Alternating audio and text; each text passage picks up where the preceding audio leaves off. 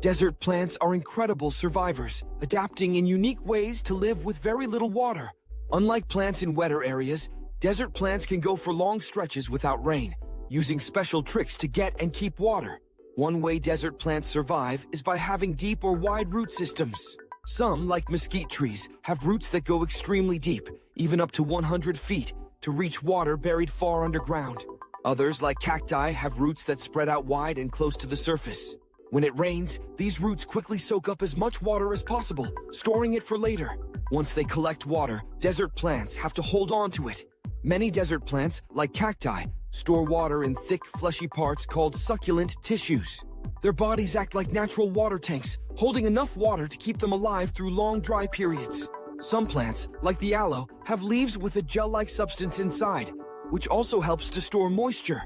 To keep from losing too much water, desert plants have special ways of controlling how they breathe. Plants usually take in carbon dioxide and release oxygen through tiny openings in their leaves called stomata. But when the stomata open, water can escape. Desert plants often keep these openings closed during the hottest part of the day to hold on to their water, opening them only at night when it's cooler. Another trick is having small or no leaves at all. Leaves lose a lot of water, so by having tiny leaves, or none at all, desert plants like cacti reduce the amount of water they lose.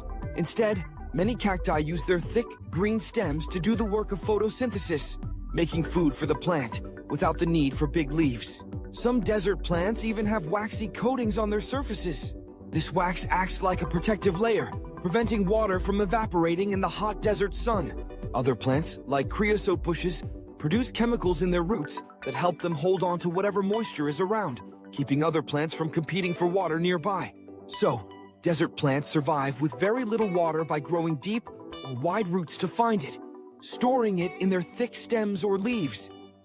Minimizing water loss by closing stomata, having small or no leaves, and protecting themselves with waxy coatings.